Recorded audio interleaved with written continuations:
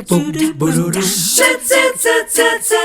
morning. So nice to see you. Can you believe that this is the last Monday in the month of January? Time is flying by, and I keep talking on the show about New Year's resolutions, so I guess until we're through with January, I can keep on doing it. So if you have a New Year's resolution to kind of get your health in check and you're making your doctor's appointments for the year, here's one to make sure you add to the list, and that's to get a baseline hearing test.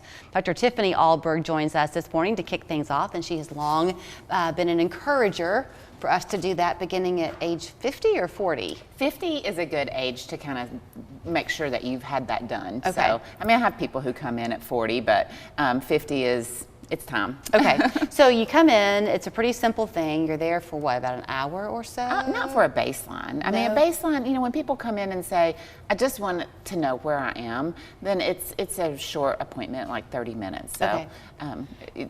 The importance of that, for your perspective, but then also for theirs, should things ever change, is that you can't know how off their hearing is if you don't have anything to go by.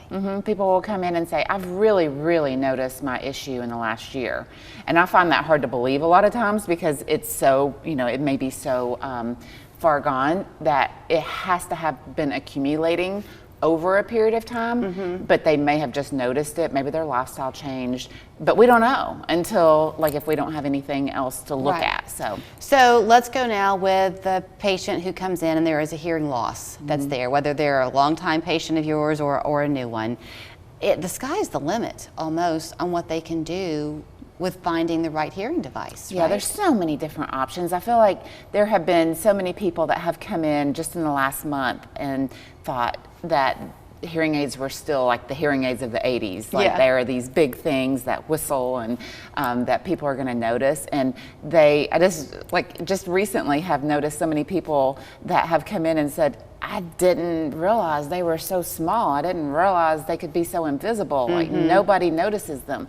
So I just feel like even in today's age, we're in 2024, and there's still, like, we have all of these things. People are doing electronics, are getting smaller, they're getting better, but people don't realize that that has also made hearing aids so much better and smaller and better design. So there's one that a lot of people have heard of called Lyric.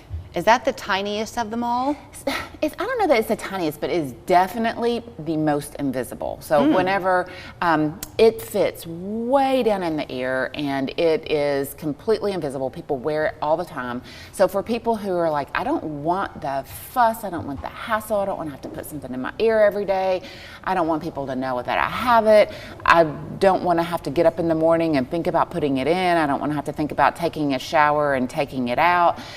It is perfect because it literally, like, we change it out in the office for maybe 5 times a year, and that's it. Like, that's the only thing that they have to do. It just stays in there all the time. They sleep in it, they shower in it, like everything that they do day to day. If people are worried, I won't hear my baby at night if I go to sleep, or I won't hear the alarm clock when I wake up. Now, it's not for everybody. We have to make sure that it fits the ear canal physically, that it fits the hearing loss, you know, once we do the testing. But for the people that it is a good solution, it is really nice. Well, if you're not going to go with the Lyric and you're going to go with a different type of hearing device where it's not so far down, is there kind of an adjustment period, like for somebody who wears contacts, you have to get used to them? Yeah, the biggest thing that we hear is, wow, my voice sounds like I'm talking in a microphone.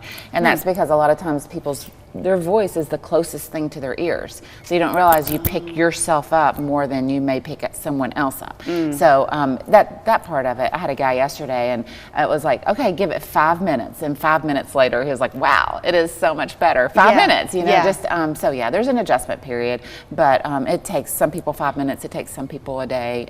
So people are different. You mentioned earlier on the baseline hearing and how people will say, I've just noticed it in the last year, and you're often suspicious. Isn't it something that you told me, like 7 years or longer, that people typically live with this? 7 years is our average in audiology, that they have statistically come up with that number, that people wait from noticing a hearing loss to doing something about a hearing loss. 7 years. Okay, it is the new year, so I can still talk about resolutions. It's going to be grass cutting season before you know it. If you don't have protection, this is a good time to get it.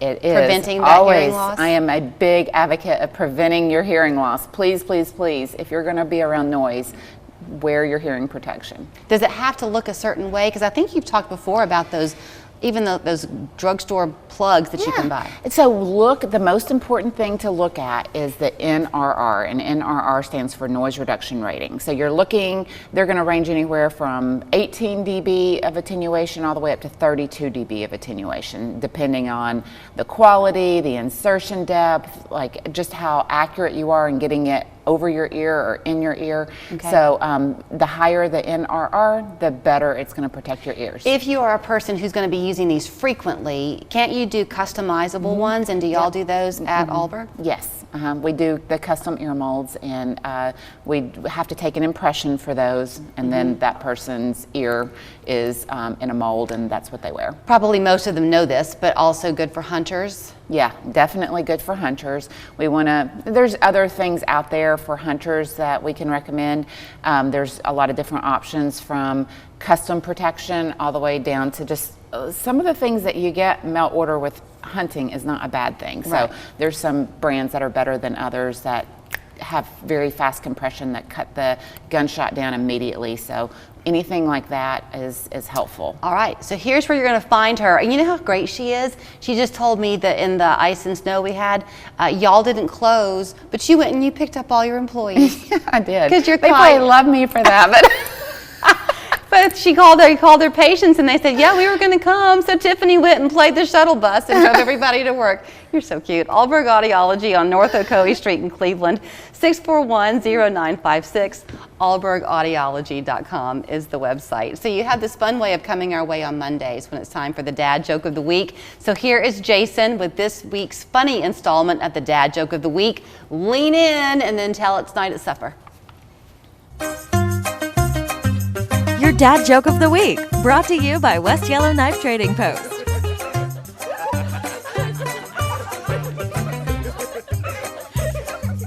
Hi there, and welcome to this week's Dad Joke of the Week. I was out in the yard the other day and I tried to catch some fog, but I missed.